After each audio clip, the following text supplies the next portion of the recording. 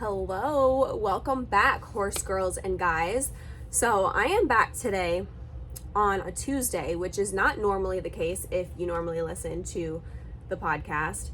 But some of you may have noticed I did not do an episode last week because honestly, I don't remember. I know I had something going that day, last Thursday, but I don't remember what it was, and I didn't have time to film the episode. But today I'm just going to do 2 episodes, or not today, this week. We're going to do 2 episodes because why not? And the year is almost over and it will mark the quote end of this season.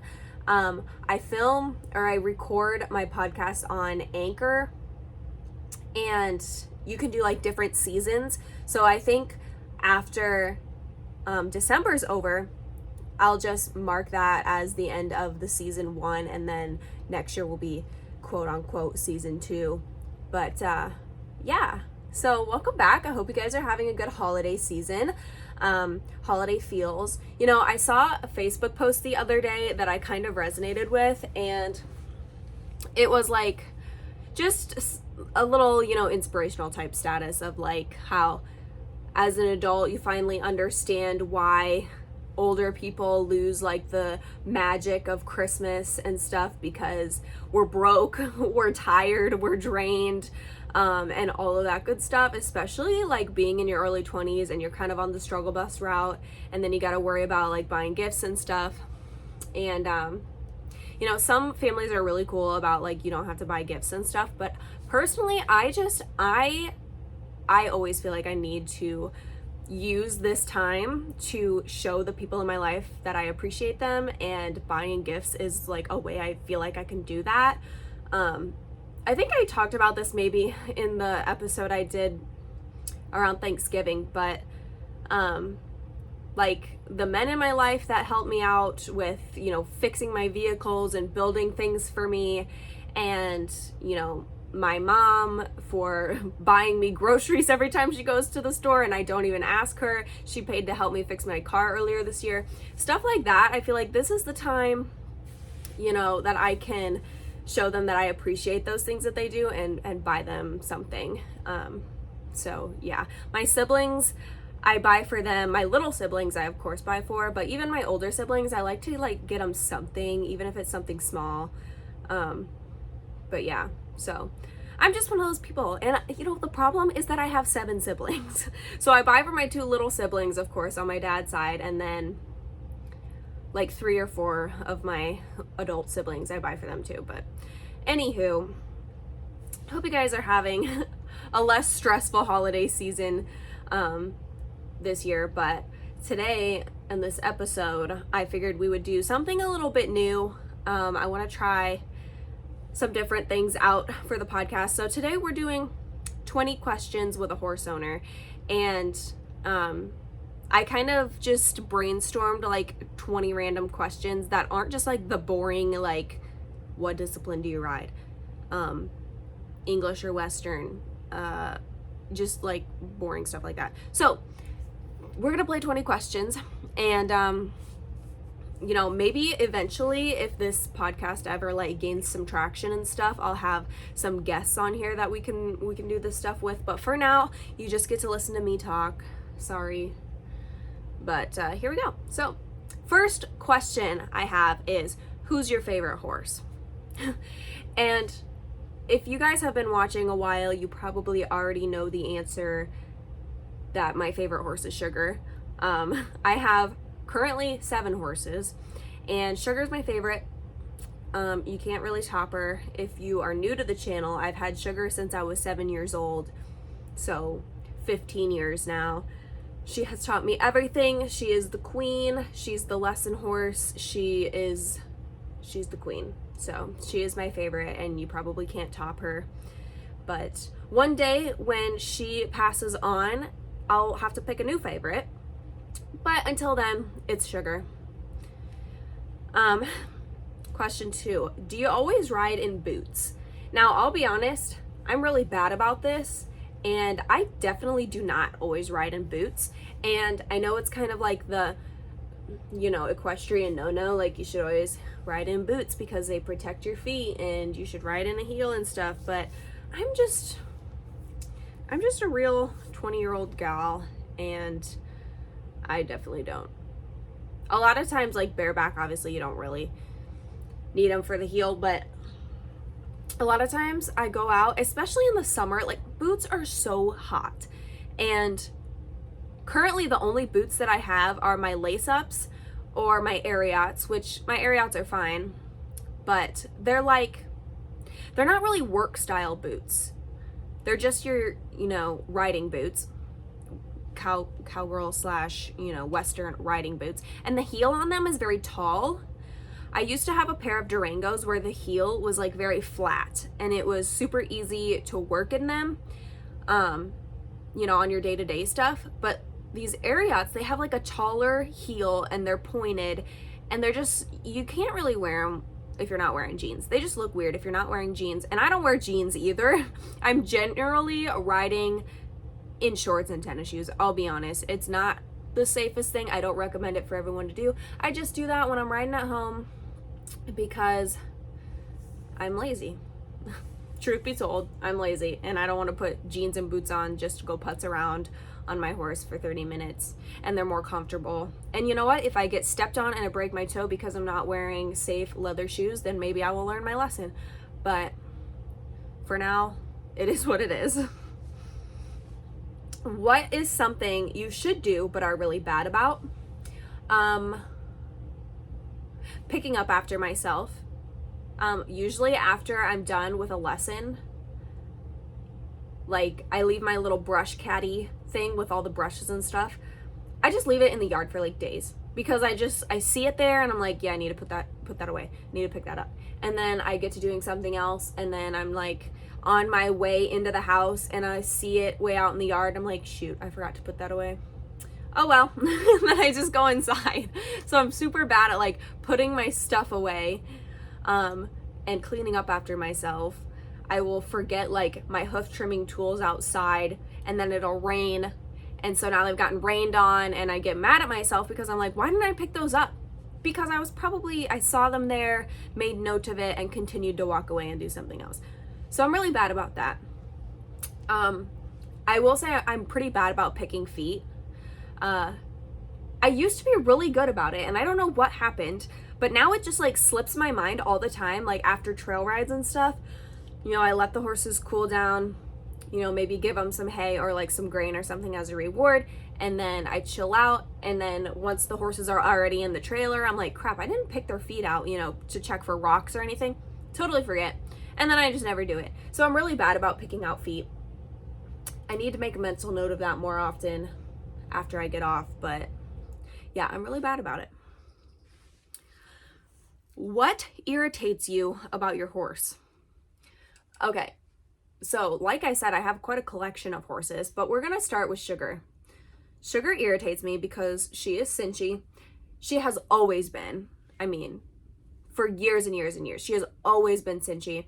Sometimes she's better about it, and then she'll go through a really bad spurt again, and it irritates the crap out of me, especially because she knows me. She knows that she cannot bite me, but she's still, I don't know. It's just really irritating. I have done like the ulcer stuff. I give her aloe vera still very regularly to help like soothe any gut problems. I think soon, probably after the holidays and once I like get my vet bills and stuff paid off, once I save up a little money, I'm gonna get her probably a chiro and a massage, just to kind of, in case she's got like any rib pain going on or something like that, any back muscle pain, and that's why she's being cinchy now. But she has been for literally her whole life, like the last 10 years. She has always been a little bit cinchy. Even when like I feel like her gut health is getting a lot better and she's like not near as grouchy, she still like would do it out of habit, I think. I don't know. It's really irritating. But that's Sugar. Luna irritates me because she just is, I think will always be like hard to catch. She's definitely a lot better than she used to be. And this summer she was really good because I would put them out in the yard every day to eat grass. So every time I would put a halter on her, she'd be getting out to eat grass. So she got really good about it. But then, like, when fall came around and I wasn't putting them out in the yard anymore, I needed to move them to a new pen, and she made me chase her. So it's like, honest to God, horse. And she didn't even hardly get ridden this summer. I mean, I took her on a few trail rides and stuff like that, but barely got ridden this summer. Like, the horse don't even work for a living, but she's gonna be hard to catch. I mean, give me a break. And I've never abused her. Like, honestly, she is so much better of a horse now than when I first brought her home. She has really mellowed out and stuff, but she still is like, oh yeah, actually, you're not the boss of me. So that's annoying. BB, I think sometimes her squirreliness just irritates me. She is extremely well broken, has been ridden her entire life, and still, like, I get on her and she wants to dance and prance around and stuff, and we've been over it 100 times, and she's just like squirrely and just irritating. The other ones, I can't really say because they're not broke yet. They're all freaking projects around here. Next, have you ever ridden without a bra? You guys, I would not dare. I have done certain things in my life without a bra on accident or whatever. And I actually have found myself a few different times riding in like a regular bra or just not a very supportive one, like a stretched out one. Oh, I have some like little bralettes that sometimes I'll catch myself riding in, and it sucks. Like, it sucks. And so there are some times, like in the summer, when it's coming to that point in the afternoon that I need to go out and work horses, I will come inside, literally just change my bra and go back outside, because I will not dare get on that horse without a decent bra. So no, I have never ridden without one. Because that would just, why would you do that? What is an embarrassing riding story that you don't talk about? So, I'm trying to think. There was one time, a long time ago, I was probably like 12, I think.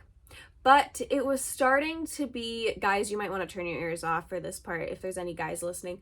I was starting to get to the age where, you know, I was going through, dare I say, puberty, and, you know, girl things were starting to happen, and I had gotten my time of the month only maybe a few times, like maybe not even a couple times. So I remember it happening, and I just like didn't know how to take care of it. And so I would just like put a panty liner on or something like that, which is obviously not enough. And I remember there was one time that I was out riding Sugar, and that time of the month came around, and it got through my jeans and onto my saddle, and there was like dark stains on my saddle seat. And luckily, I think I did try to scrub them out, and obviously that didn't work, but luckily it kind of just looked like dark leather wear marks. And so like it wasn't bright red. It, you know, after it dried and stuff, it was kind of like brown, and it just looked like dark like wear marks from the leather. So I was like, okay, well, maybe it could pass as just like some dark marks. And my dad ended up selling that saddle back to the person that we bought it from. And now I just wonder, like, did they ever figure it out, like what it was? Because I was really hoping that it would just pass as like some wear marks in the leather, but who knows. Second, there was one time that I went on a big group trail ride with everybody, and I did not realize that the pants that I had put on that day had a giant hole ripped in the crotch, like a big huge hole ripped in the crotch. Now luckily I was pretty young, so I was wearing like full coverage underwear, but it was pretty embarrassing. Like, I was constantly trying to like face people and not be turned around to them. And when I got on, I like went over to a corner where there was nobody around so I could get on and stuff like that. But that's another one. I guess I don't really have anything worse than that, I guess. Have you ever had an emergency bathroom situation on the trail or at the barn? I have never had an emergency bathroom situation on the trail. I'm actually really good about holding it on the trail. I don't even know if I've ever had to get off and go to the bathroom on the trail, to be honest. There's a few parks that we ride at that have a couple outhouses out on the trail, which is super cool. But I have never, definitely at the barn, because at the last barn I was at, they did not have a bathroom. So I would have to like use a stall or whatever, and that was awful. So I have always told myself, when I build my own barn, it will have a bathroom in it. But never on the trail or anything. I did come across a Facebook post one time of, it's in like one of my endurance groups, and somebody commented like, what do those of you that have IBS do out on the trail? And there's all these people with like IBS and stuff that were commenting like, don't eat greasy foods, no sausage for breakfast, limit your coffee intake, and all of that kind of stuff. And it was just really funny because I was like, I would have never even thought of this issue. Like, if you're an endurance rider and you have IBS, good luck. I don't know what to tell you. I don't have that issue, but yeah, I'm glad I've never run into an emergency situation out there. Ever had any cute cowboy luck?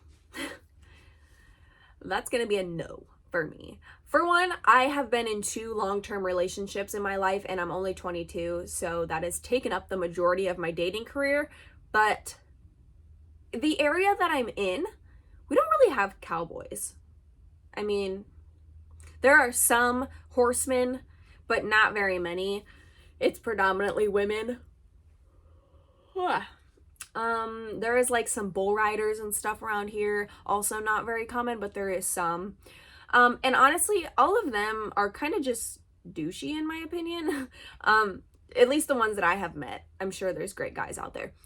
But yeah, no, never any cowboy luck over here. How do you feel about, quote, fake country girls?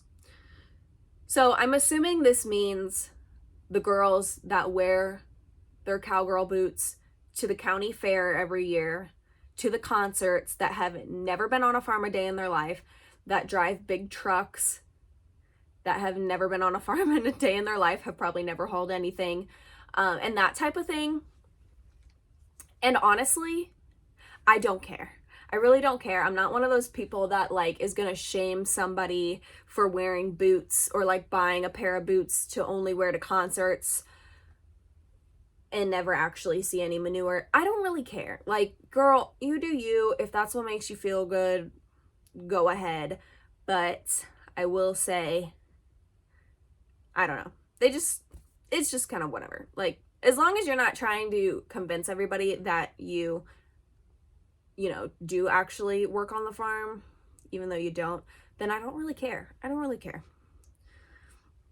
Is there anyone at your barn that you cannot stand?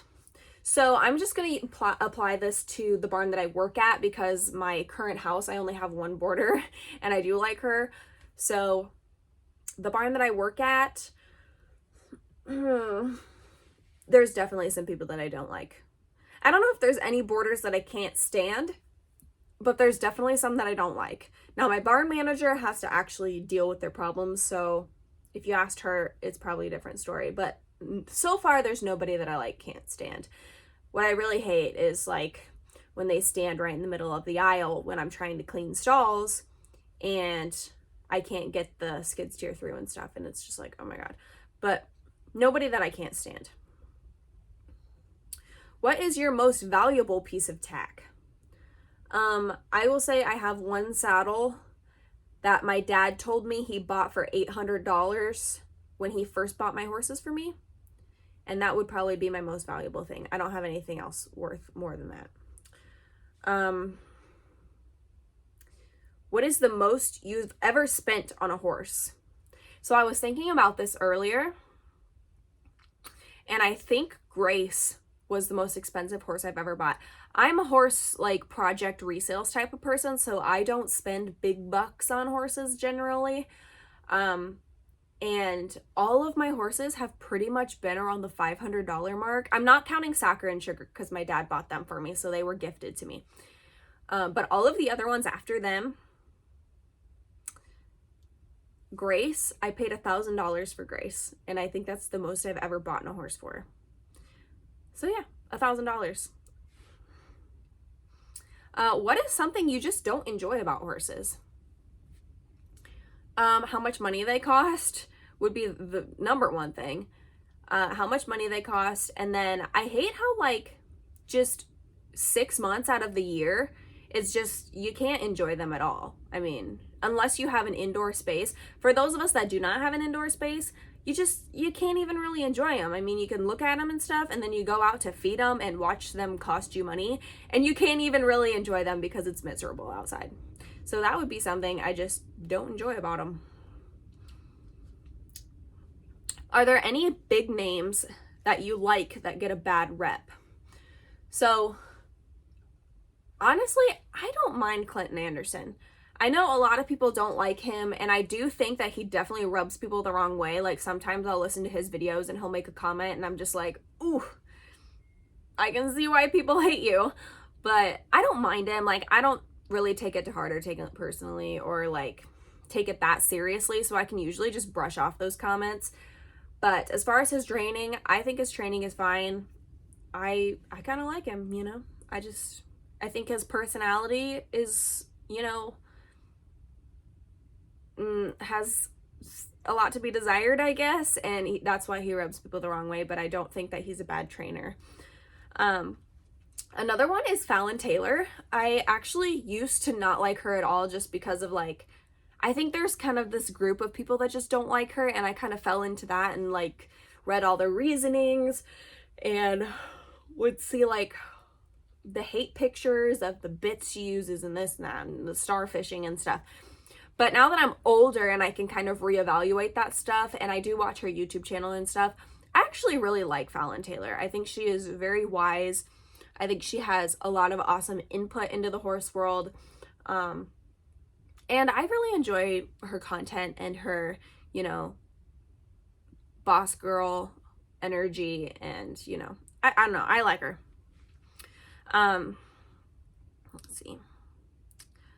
The most memorable ride you've ever had, good or bad? I think I have to say my first endurance ride for this one. At least right now, that's my most memorable ride. There was actually, when I used to work at the horse ranch, a couple of us went out on like a bareback ride, and we went all the way back into the meadows and everything, and we went on this long bareback ride, and we had so much fun. We just laughed the entire time, and my actual stomach hurt the next day from laughing so bad. Like, my abs were sore. I gave myself such a headache, and we had so much fun on that ride, so I do remember that one. But the worst ride I think I ever had, well, I guess I had a very memorable ride on Sarah the first time I took her out on the road and we went off property. Melanie was with me for that one. She knows how awful that was. And then my first endurance ride, I remember I just was like, it was really fun, like the first half. And then the second half, I was so tired, and I rode in my English saddle. I didn't have half chaps on, and I didn't have those like fleece stirrup leather covers, and it was hurting my legs so bad. My butt hurt so bad. It was so hot. I was so ready to be done. And then like, it's like every minute there'd be like 4 more miles, and then like half an hour would go by and we'd still have 4 more miles, and I'd just be like, oh my god, I just want to be done. So that was very memorable. My first endurance ride ever was a 25, so it was a lot. But equestrian pet peeve. My biggest pet peeve about the equestrian world is people that look down on your horse, or people that don't take your horse seriously. My barn manager actually told me yesterday while we were cleaning stalls, there was a boarder in the aisle tacking up their horse, and she was bringing in another horse from a pasture and put it in a stall right by where they were tacking up. And the boarder goes, "Who is that thing?" And my barn manager was like, "Really? Like, why did they need to say that?" And that's the type of stuff that is a giant pet peeve of mine.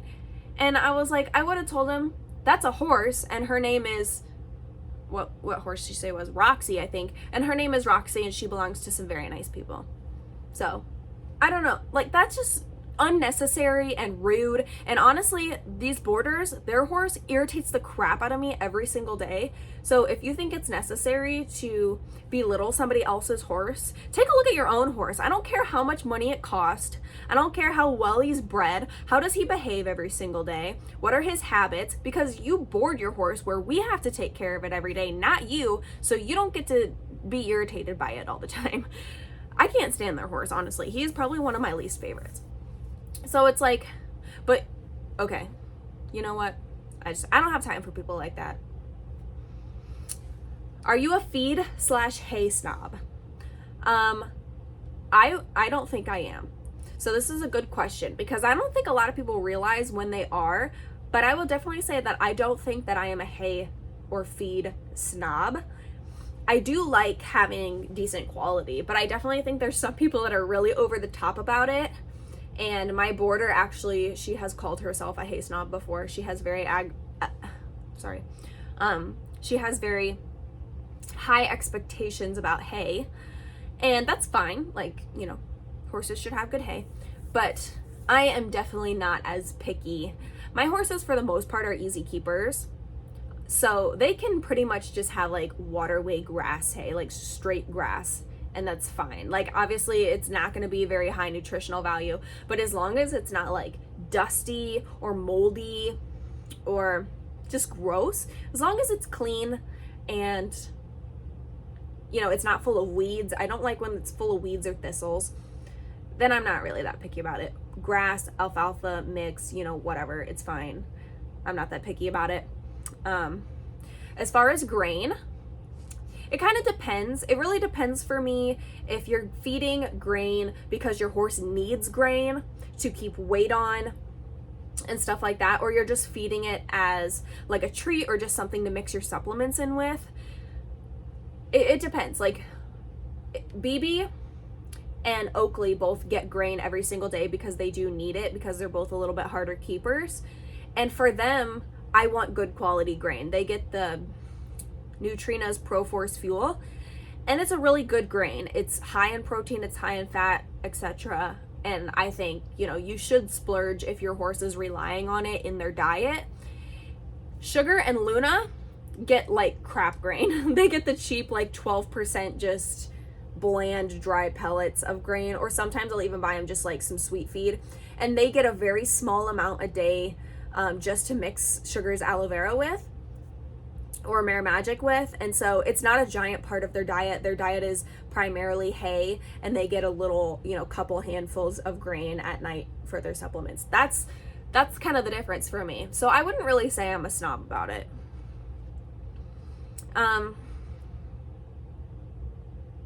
Horses that you don't enjoy. Good question. I would say horses that have rude manners or just don't have manners.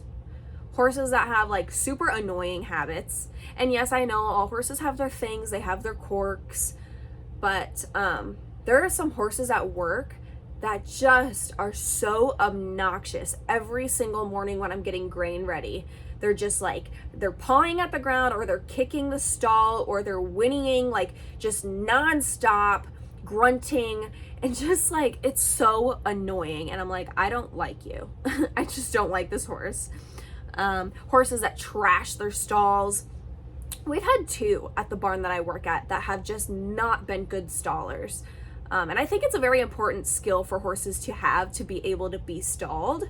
And these ones just get stalled at night. It's not even like they're in there all the time, but they just pace back and forth all morning long until you let them out. They trash their hay. They just, yeah, that I don't enjoy. And then in general, yearlings, pretty much as a whole, I just don't really enjoy, because they're in that baby phase where they've got an attitude. They want to put their mouth on everything. They don't really have manners yet because they're like too young to have really caught on and learned much. So they're always up in your space, in your business, and they're so irritating. And when you do try to work with them, they're a lot more reactive because they don't know. And I get it, they're babies. Like, that's what yearlings are. I don't want to work with them. I just, give me them when they're 2 or 3 and they've matured out a little bit. So yeah. Okay, I'm gonna wait a few seconds because this is gonna stop recording. 2, 1.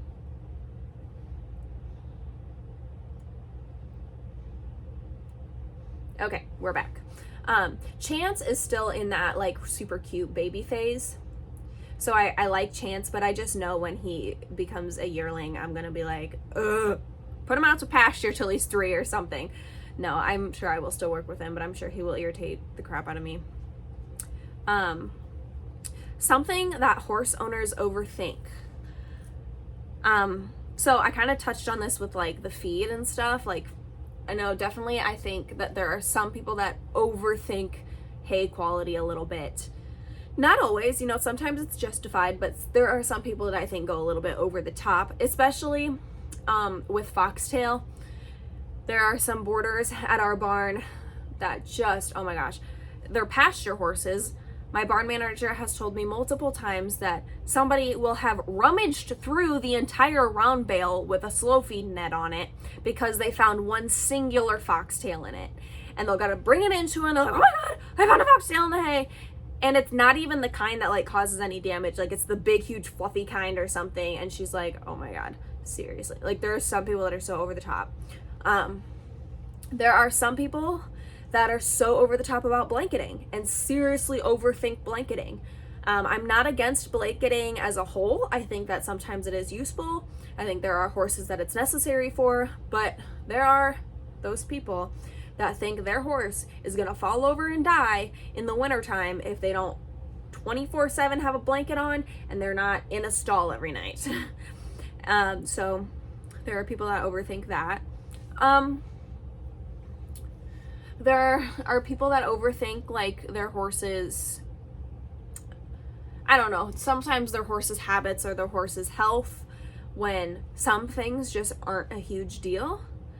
Trying to think what else. I think that's a good one. I don't know, I can't think of anything else right now that they overthink. Would you rather board or have your horses at home? So I've talked about this at length in other videos, but personally, I think I would rather have my horses at home. I have done both. I've had horses at home my whole life. I have kept horses at other barns for years. And as a whole, I think I would rather have my horses at home, especially now at the large boarding facility that I work at. I've always had my horses at small boarding facilities. So there's never been an overabundance of other people there. But now that I work at a large boarding facility, I don't think I would ever want to have horses there. Mostly because the things that I see every day are all of these horses like developing awful habits, like pinning their ears at you all the time, trying to bite you, banging on their stall every morning because they want food or they're tired of waiting to go outside. Just all of these dumb habits that their owners are not there to fix, and their owners don't get to see them every day, and they get angry at us help for trying to fix them or for correcting them. And I will say that I am not going to be bit by anybody's horse. I'm not going to be kicked by anybody's horse. I will absolutely correct your horse if it tries to put its teeth on me. I'm not tolerating stuff like that because at that point it's a threat to my safety. But all of these just rude things that horses learn to do at a big boarding facility where everything is about efficiency, I wouldn't want my horse in that situation. Another thing that really irritates me is when I put horses out in their paddock every morning and I undo their halter and they just rip their face out of the halter and walk away. I cannot stand that. I will not let my horses do that. You will stand right here until I walk away from you, and you're not gonna rip your face away from me and take off.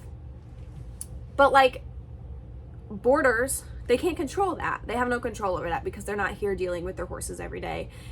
They don't get to see that. And it's not our job as the help to train your horse or correct your horse. Even if we do correct your horse, it's not our job. It's not our responsibility. But yeah, it's kind of just the shitty end of the stick for both deals. Like, I have to deal with your horse's dumb habits, and you're not here to fix them or correct them or even see them, so you might not even know about them. But for those reasons, I'd rather have my horses at home. Having my horses at home is obviously so much more work, and it does test my patience on a daily basis. Every time I go out there and I see them you know, sticking their head through the fence or chewing on my gate or chewing on something else. And it's like, why do you have to do that? And you have to pay to feed them, and you have to worry about having enough hay on hand at all times. And it's just, so yeah, to an extent, having your horses at home is in its own way stressful, but my horses are all under my supervision and they don't have any rude habits. So I'm happy about that. But that's all the questions that I have today, guys. So I think in the next episode, I want to kind of continue this type of thing. So I think I had an idea that maybe the next episode on Thursday, we could do like a would you rather type of thing. So if you've made it to this point in the episode, leave down below a comment if you're on YouTube. I don't know if you can comment on Spotify or anything like that, but send me your suggestions for some would you rather questions that we can do in the next episode. But other than that, I really have to pee. So I'm going to go ahead and get off of here now and try and get this up for you. But thank you guys so much for tuning in. Thank you for listening. I hope you enjoyed this episode, and I will see you on Thursday for the next one. Bye.